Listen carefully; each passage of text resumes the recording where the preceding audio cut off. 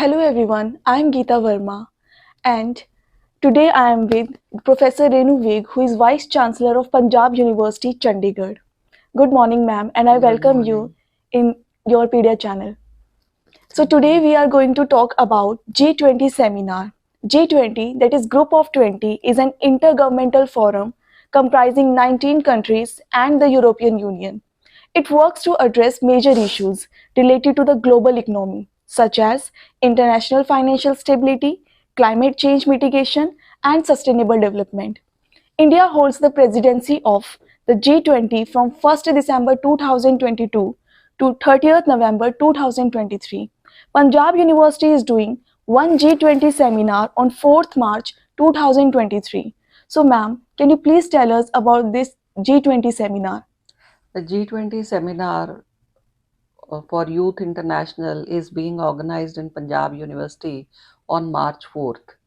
And the idea of organizing this seminar is to create awareness among youth about G20 presidency that is with India for this year. And besides this activity on 4th March, Youth Fortnight is being celebrated in Punjab University departments as well as in affiliated colleges of Punjab University, where various activities for students are being organized. And the winners of these activities will be participating on the International Youth Seminar on March 4th. So, on March 4th, the deliberations will be on two themes. One is Future of Work Industry 4.0, Innovation and 21st Century Skills. And another is on democracy and governance. So there would be speakers from abroad as well as from industries in India who would be addressing the participants on various themes related to these two main themes. Okay. So, ma'am, in the first session of G20 seminar, speakers are going to talk on innovation, 21st century skills, and they are also going to talk on Industry 4.0. So, Yes. what is this Industry 4.0? Basically, Industry 4.0 is, about automating the processes that are there in the industry. So, since the inception of cyber physical systems based on Internet of Things and various other technologies that can help in automation of processes in the industry, this concept of Industry 4.0 has come. And there are various verticals of Industry 4.0. One is cyber physical systems and Internet of Things, then artificial intelligence, machine learning, and big data, then robots and drones, then cloud computing, then 5G and 6G, and then virtual reality, then blockchain. So Industry 4.0 can be achieved by using all these technologies. And right now, I would say that awareness of Industry 4.0 in India is very little. And there is a need to put sensors at different locations in industry to sense the data. And then this data, which is captured, maybe has to be maintained on cloud. And then this data has to be processed for making intelligent decisions. But all this is going to take time, but in the background of all this, there is a scope for youth where they can, build startups around these themes and contribute towards automation of industry. Okay. And, ma'am, how much potential do you see for implementation of Industry 4.0 in India? There is a huge potential because right now there is little automation in the industry. So, already Punjab University has undertaken this exercise where we have interacted with the industry in Ludhiana, and a number of problems that industry is facing have been identified because most of their processes are manual. Okay. So, if we are able to achieve automation using technology and these processes are automated, then the accuracy will be better and the system would be more robust and error free. Okay. And, ma'am, we came to know that Dr. Shashank Chitlangiri is also going to discuss on Industry 4.0. So can Yes. you please tell us about his background and about his talk? Dr. Shashank Chitlangri is basically from IIT Kanpur, and he is a member of a team that has already, implemented some concepts of Industry 4.0 in rail coach factory at Raebareli. So he is here with us, and he will be talking about engineering skills needed to practically implement 4.0 in industry. Okay. So he already has some experience of working in a project related to Industry 4.0, and he will be sharing his experiences and Okay. journey with the students and delegates of this seminar. Okay. And ma'am, in the first session, speakers are going to talk on innovation. Even in Punjab University, there is Design Innovation Center. So can you please tell us about the Design Innovation Center of Punjab University? Design Innovation Center in Punjab University was set up in 2015, and the objective of setting up this center was to promote design and innovation culture among students and faculty. Ministry of Education has set up 17 design innovation centers in India, and most of these design innovation centers are in IITs. And Punjab University was lucky to have one design innovation center here, and it is working in collaboration with Punjab Engineering College, then CSIO at Chandigarh, and Institute of Dental Sciences. So the focus of students here is to work on problems of the society or industry and come up with innovative solutions. And a number of prototypes have been developed in the Design Innovation Center at Punjab University. I can share with you a success story. There was a small girl who had a road accident, and there was a, hollow piece. Her skull was broken, Okay. and there was a hollow in her head here. And the doctors at Government Medical College Sector 32 were not able to operate because they were not sure of the exact dimensions for which they have to build the bone material which could be fitted so that the surgery could be performed. Okay. So our team of mechanical engineers and computer science engineers, they basically took images of her skull, and then they 3D printed the skull. Okay. So, and they tried to, determine the dimensions of the hollow part using finite element analysis. And then they 3D printed the hollow part and tried to fit in the skull. Oh. And with the help of the doctors, they were, able to achieve the exact dimensions of the hollow part. And subsequently, the surgeons developed that part and with the bone material, and surgery was performed.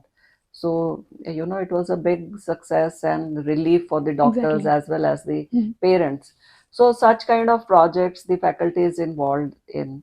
Besides that, they are trying to, work on some biomedical instruments in collaboration with PGI.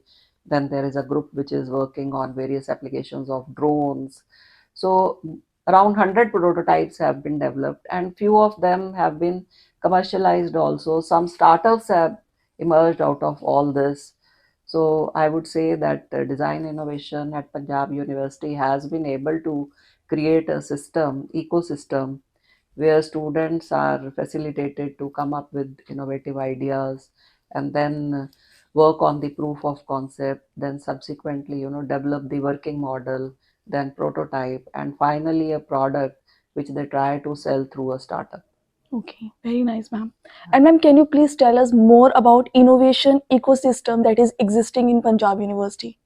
So besides that, we have BioNest, where students are working in the specifically in the area of biotechnology on different innovative ideas, and we are trying to set up technology business incubation units in different departments of Punjab University under RUSA. We have pre-incubation unit at the chemistry department, physics department, biotechnology department, pharmacy department, and under RUSA, we are funding projects also. There is Okay. a provision of funding projects up to a period of 2 years or 3 years, and a grant up to 5 lakhs can be given to the students for working on their innovative idea. Besides that, students participate in national level competitions also, which are organized. And students of Punjab University have been winning these national level competitions also. And the students have got patents also for their innovative ideas. And now they have startups to build products working on those innovative ideas. Okay. And ma'am, what challenges do you see in transferring technologies from academia to the industry? See, this is the most difficult aspect of creating this culture among students is one aspect. So once the students reach a level where they are able to develop a product, then meeting the expectations of industry is another challenge. And I would say that faculty is well equipped to create this kind of ecosystem of design and innovation in the university system. But when it comes to market the products, then that is not their expertise. They can develop a product, but they cannot take it to the market. So Exactly. for that, they need the help of industry. And the government of India also has taken this initiative to set up, technology enabling centers in some of the universities. And Punjab University is again fortunate to have technology enabling center on its campus. So Technology Enabling Center keeps on organizing these exhibitions where students display their products that they have developed, and industry is there to accept those products if Yes. they want to and take it forward to the market. Moreover, some like Technology Enabling Center is continuously organizing these kind of activities. They are organizing another activity that is an international conference which is entitled Industry Focused Research. So Okay. in that conference, the academia will be presenting the prototypes of products that they have developed based on their innovative ideas, and audience would be industry. So audience has to accept those ideas to take them forward to the market. Exactly, ma'am. Yeah. And ma'am, Mrs. Shipra Mishra, who is CEO of 𝕧, that is Delhi Research Implementation and Innovation. She is going to speak on innovation in G20 seminar. So can you please tell us about Mrs. Shipra Mishra and 𝕧? 𝕧 is an initiative of Delhi Science and Technology Cluster. So, Principal Scientific Advisor of India, they have taken this initiative and set up science and clusters in different parts of the country. There is Science and Technology Cluster in Bangalore, in Hyderabad, in Pune, and there is one Science and Technology Cluster in Delhi. So Yes. 𝕧 is an initiative of Science and Technology Cluster at Delhi. So under this initiative, a lot of technologies have been developed, and Shipra would be talking about those technologies which have been developed at 𝕧, Okay. and she would be telling the students about those technologies so that if the students are willing, they can think of deploying those technologies in Exactly. the products Mm. that they can build. So that would kind of promote this startup and entrepreneurship culture where students can take technologies from there and build products which they can take to the market. It is going to be very informative for the students as well. Yes, yes. So, ma'am, is Punjab University is also contemplating such science and technology cluster? Yes, we are already in the process of submitting our proposal for Science and Technology Okay. Cluster to PSA office. For that, we have signed MOU with IIT Roped also, and we have taken, letter of intent from all the institutes which are there under CRIC umbrella, because the science and technology cluster which is to be established in Chandigarh, that is basically going to cater to the northern region.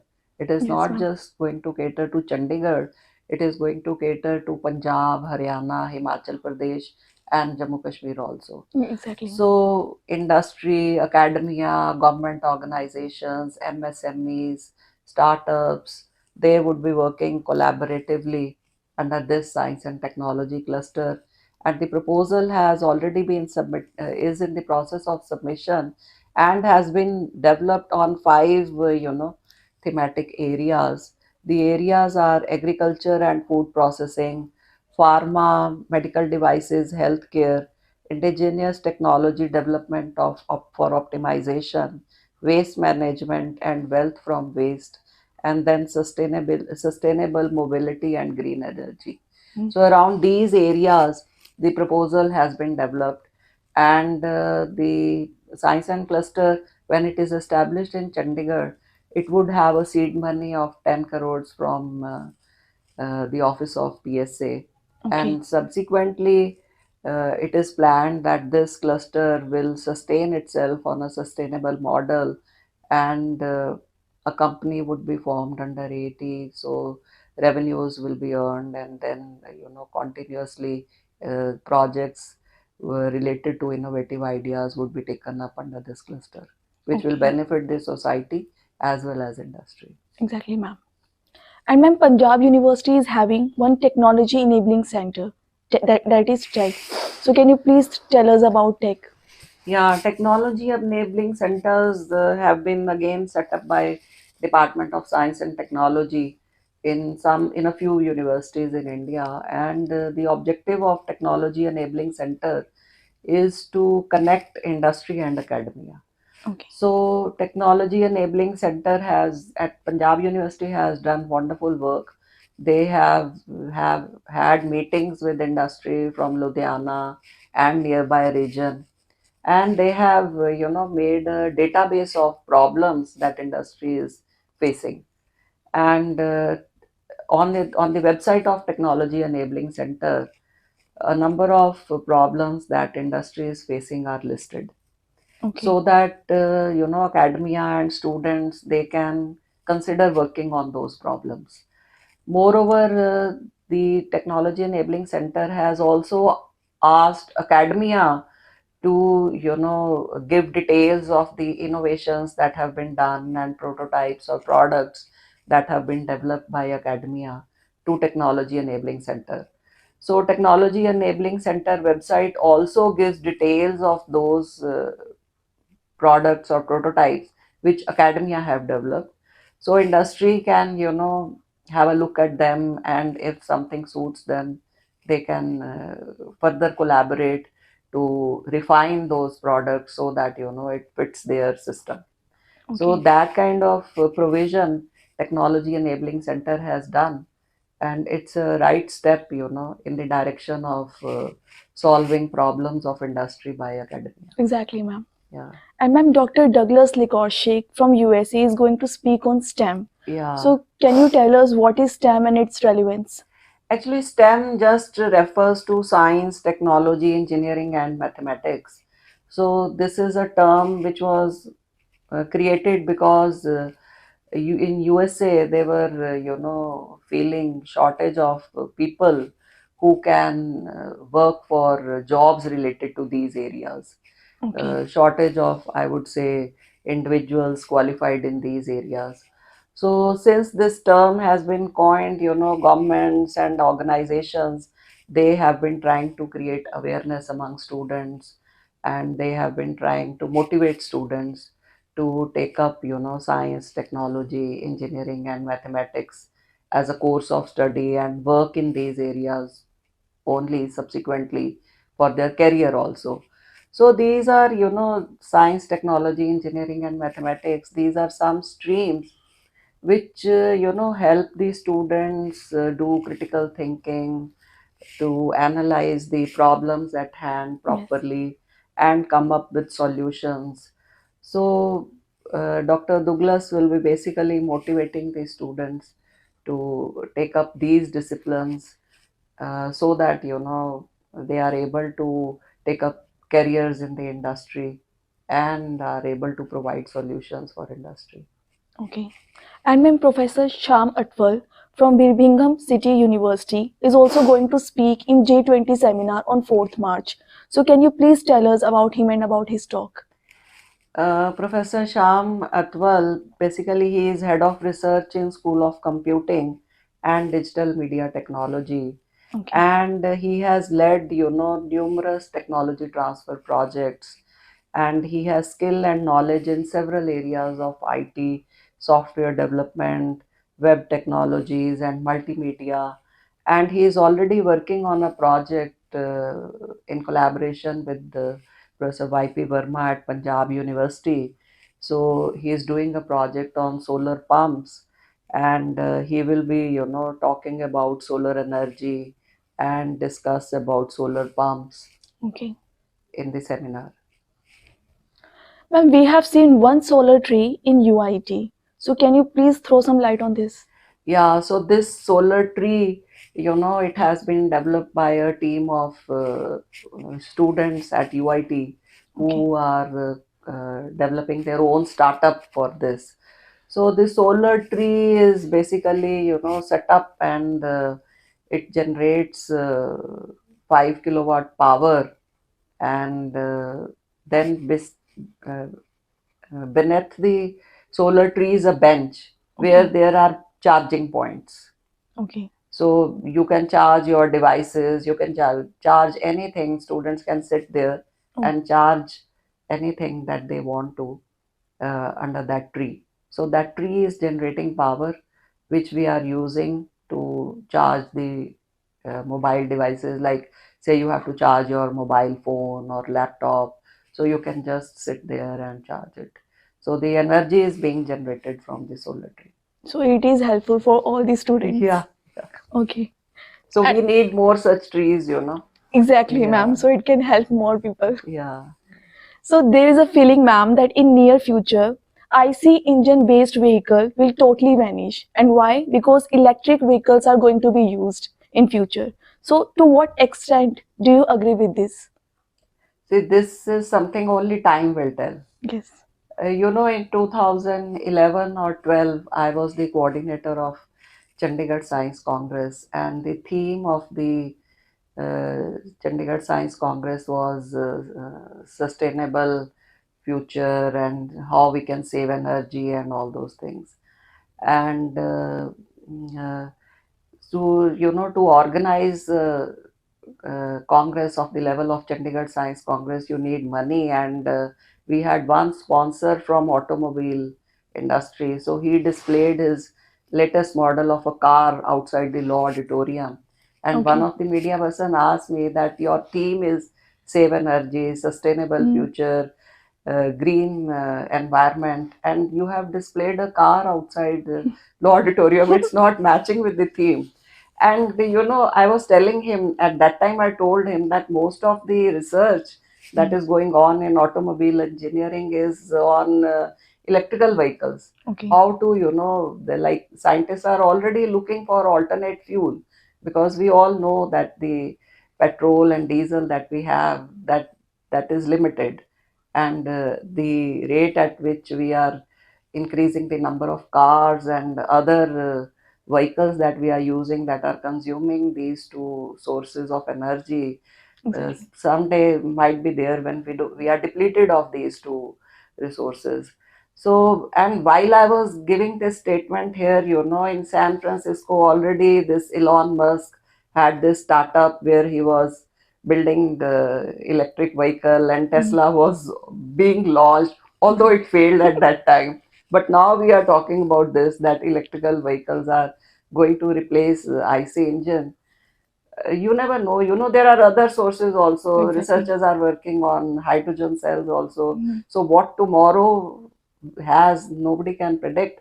But definitely, electrical vehicles will be used more widely, and IC use of IC engines Mm. will reduce with time. That is definitely going to be there. Okay. An electric vehicle essentially has a battery as a main component. Research on battery is so important for future of e-vehicle. And here I want to ask, is Punjab University doing anything related to battery? Yes, there are people, who are already working on lithium ion batteries, Okay. and they are trying to use graphite as a source of energy. And recently we have signed a MOU with the Oceaneering Engineering also. They have agreed to set up a lab testing lab for batteries, and they are willing to spend rupees 1 crores on that lab.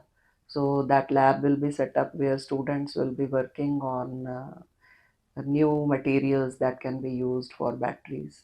Okay. And ma'am, in seminar, Dr. Srikar Woolley is also coming from Europe, Yeah. and he is going to talk also in G20 seminar. So can you please tell us about him and about his talk? Dr. Sirikar Woolley is basically a wind turbine technology expert. So he will be talking on wind power, wind turbine, green energy, wind energy, Okay. harvesting, and then carbon capturing systems, sustainable transportation, green hydrogen, battery based EVs. So these are the things he will be covering in his talk. Okay.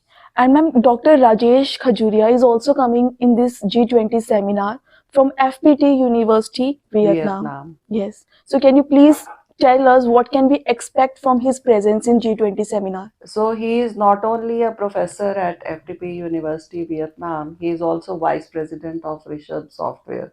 So, in foreign universities, they encourage professors to have startups besides Okay. teaching and research. So he would be talking about G20 and how Indian universities can benefit in the morning session. And in the evening session, he will talk about future of jobs.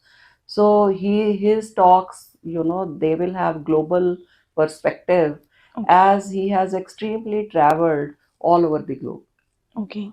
Thank you so much, ma'am, for providing a lot of information related to G20 seminar. And we are also waiting now to attend that seminar. Thank you so much. Welcome.